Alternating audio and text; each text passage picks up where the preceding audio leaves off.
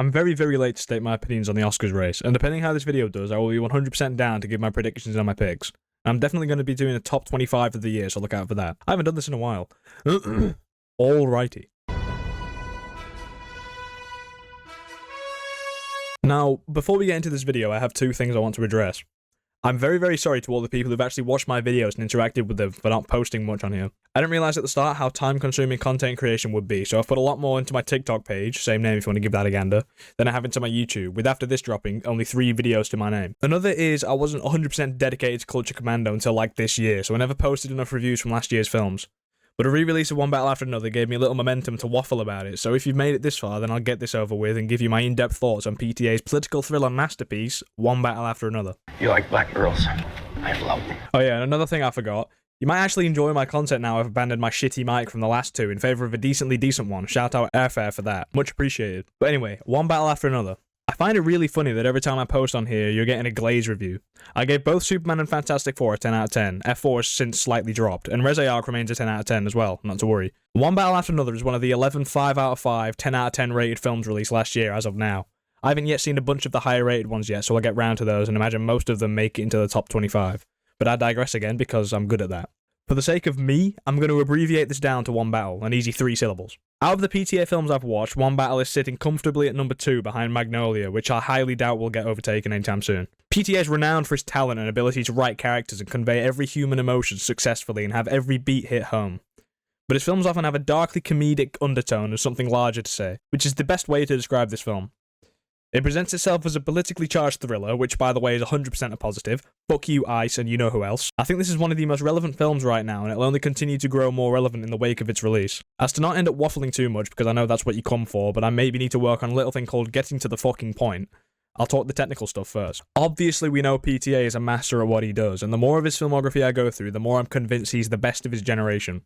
He continues this in One Battle, going above and beyond to tell a great story and show off the power of the film medium. You like that one? He can direct the shit out of any film he makes, and even at first glance you can tell with this. If you're in the 1% that didn't watch this, then you've probably still seen some of the shots in the film, and you know that shit looked good. Certain scenes just blow your mind with how they look, even better that it was made on film, which unfortunately I never got to see in that way. God bless the 70mm resurgence. But the film is in the best way possible, a dirty, sweaty film that reminds you why films looked so good back in the day. There's something about the lighting in this film that somehow completely proves why it's so important in cinematography and why films nowadays often don't look as good. But it also looks undoubtedly modern, so do with that what you will. Yeah, I guess it looks pretty good, and if you somehow missed the car chase in the hills and you missed out on a banger scene of the century, sorry. One of the biggest graces I can give this film is the acting. Every single person nominated deserves that nomination.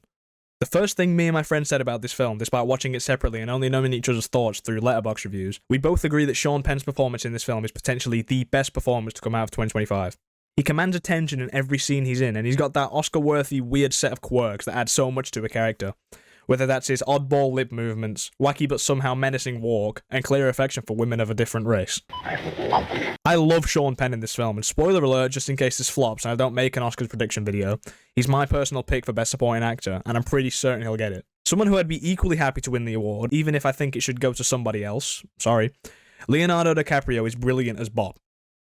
Bob's character could have been such a boring and uninteresting performance, but DiCaprio, under PTA's direction, ensures that there's not a single scene you're not entertained, laughing, or in your feels. He doesn't just nail the line deliveries and completely disappear into the character, he goes above and beyond with one of the funniest and best physical performances of the entire year. Every dramatic facial expression, rough and rugged movement, and blatant stressed demeanour is a testament to his talent as an actor, and it's a reward to the film and to the audience that he's there and he's square. This acting section is already getting too long, but I'd be damned if I didn't mention how talented Chase Infinity is, whose performance is slightly more low-key than Sean and Leo's, but great nonetheless. Teyana Taylor doesn't have that much to do, but for what she does, she's good. And then Benicio del Toro Sensei is one of my favourite characters. I need you, brother. Sensei, please. Courage, Bob. Courage. Now, if you know me well, which is stupid considering this is a YouTube video on the internet, one of 3, and I haven't shown you my face yet, then you know I love a good script, as does pretty much everybody. And One Battle's script is a delightful collection of lines that make you laugh, lines that make you laugh harder, and lines that are really funny. As much as One Battle's comedy is an absolute joy, it balanced out with a fair share of seriously dramatic and emotional moments, as well as some of the all-timer dialogue. A film isn't a film without a script, and this particular script does numbers for the film's success, giving it a perfect blend of silly and locked-in tones. You see, I'm basic and I love Radiohead. They've made some of the best albums of the 21st century, and it's really, really cool that Johnny Greenwood is a frequent collaborator with my favourite filmmaker of the 21st century, even though they both also had good runs in the 20th century. Yes, guys, I do actually like Pablo Honey, you're all wrong. On the surface, his score in one battle does kind of sound like what you'd get from hitting piano keys randomly and hoping for the best. But there's points in the film where you get the best and most perfectly atmospheric, scene-elevating composition of the year. I'm not kidding when I tell you how effective the music in this film is at setting the mood and help telling the story. The frantic, random piano keys are masterfully creating suspense and stress, whilst the more orthodox stuff just helps set the scene and give the substance some more substance. Big advocate for film music over here. I also love a good needle drop, and this rendition of the Fugees' Ready or Not, which was the trailer music, is just as good, if not better, in the film. So yeah, however long this video is, it could go on longer. There's so much to unpack about one battle after another, and everything is so well crafted and utterly brilliant. I know that after films have been out for a while, they start to get the influx of overrated or this versus that comments, but I think just based on the immediate discourse and reception alone, this deserves masterpiece status in my opinion. And as a last thing, I no longer trust movie trailers. Every fucking trailer for this film sucked and completely failed to convey the tone and content of the movie it was marketing.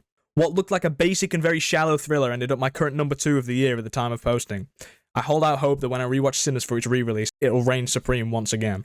Thanks for putting up with my waffling again, and thank you for your patience since it's been, 4 or 5 months since my last video? You can keep up to date with all Culture Commando content on TikTok and Instagram, which is where I post more often, and please check out my letterboxd in the description. Roll the shout out and credits, thanks for watching.